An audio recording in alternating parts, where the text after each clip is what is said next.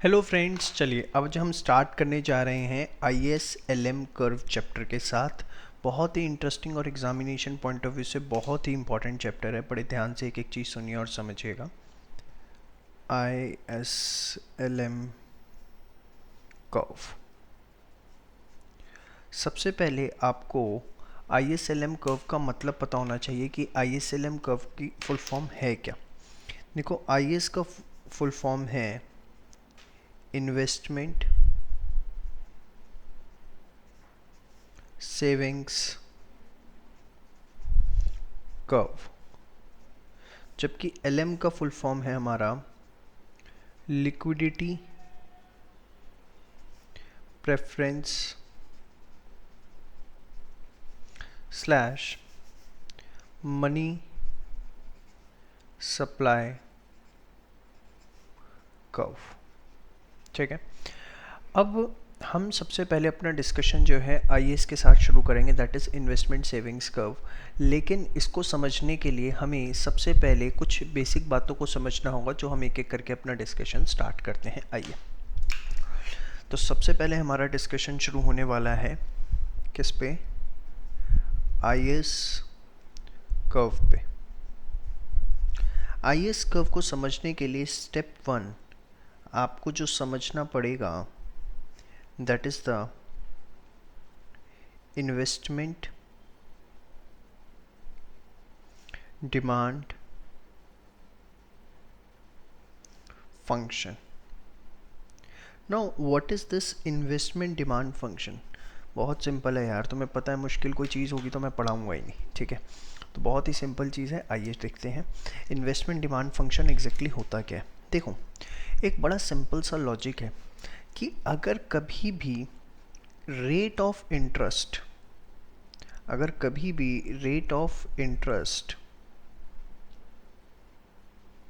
बढ़ेगा तो उसकी वजह से जो देश में इन्वेस्टमेंट्स होती हैं वो क्या होंगी? कम होंगी। यस और नो? क्यों होंगी कम? बताओ, चलो लॉजिक बताओ भाई। बड़ा सिंपल सा लॉजिक है उसके पीछे। अगर हम लॉजिक की बात कर ही रहे हैं तो अगर रेट ऑफ इंटरेस्ट बढ़ेगा तो जो प्रोड्यूसर्स हैं will get the capital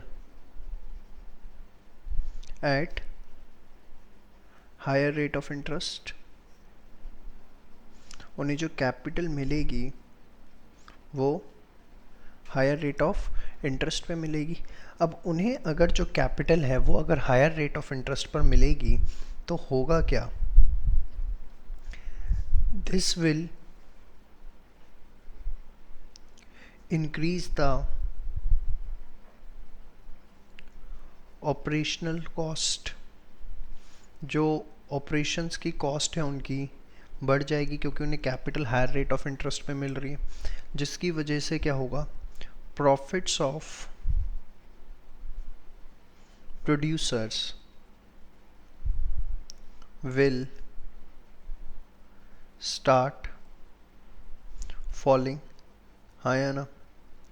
and undoubtedly अगर प्रॉफिट्स कम हो रहे हैं तो producers will take less interest in new projects के अंदर जो प्रोड्यूसर्स हैं उनका इंटरेस्ट क्या होगा? कम होगा। और अगर उनका इंटरेस्ट कम होगा नए प्रोजेक्ट्स के अंदर तो अनडाउटेडली जो इन्वेस्टमेंट्स हैं वो क्या करेंगी? फॉल करेंगी। Investments will fall. तो कभी भी अगर रेट ऑफ इंटरेस्ट बढ़ता है तो उसकी वजह से इन्वेस्टमेंट्स जो हैं वो क्या होती हैं? कम होती है। वाइस वर्सा, अगर rate of interest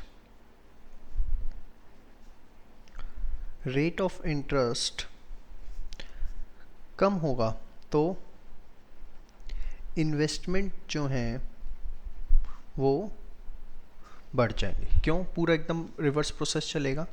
producers will get the capital at lower rate of interest.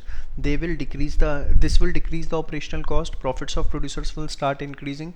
Producers will take more interest in new projects. Investments will increase. चलो फटाफट साथ साथ नोट्स बनाओ अपने आप ही भाई, फटाफट बनाओ, टाइम वेस्ट नहीं करना बिल्कुल भी। हाँ, रेट ऑफ इंटरेस्ट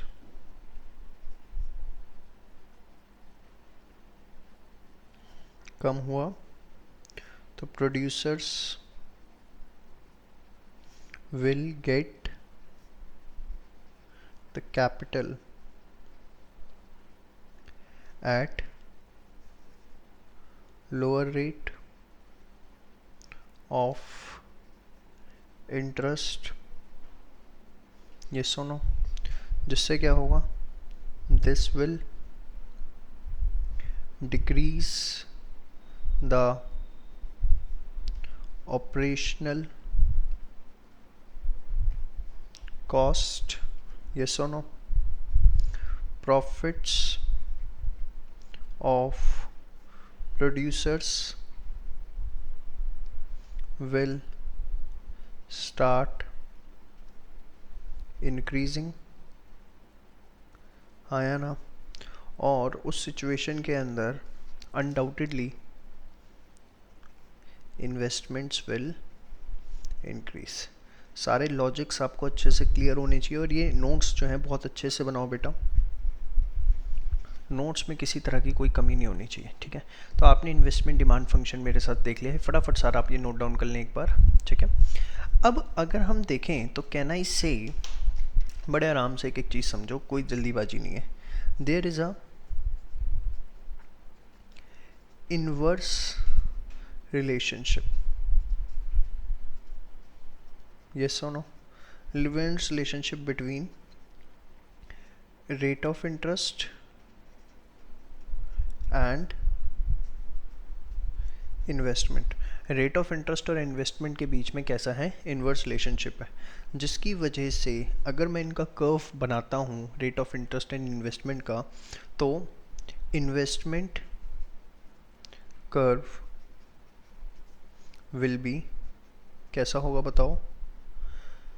जी हाँ, सही कह रहे हो आप, डाउनवर्ड स्लोपिंग। क्यों होगा डाउनवर्ड स्लोपिंग, क्योंकि इन्वर्स रिलेशनशिप है।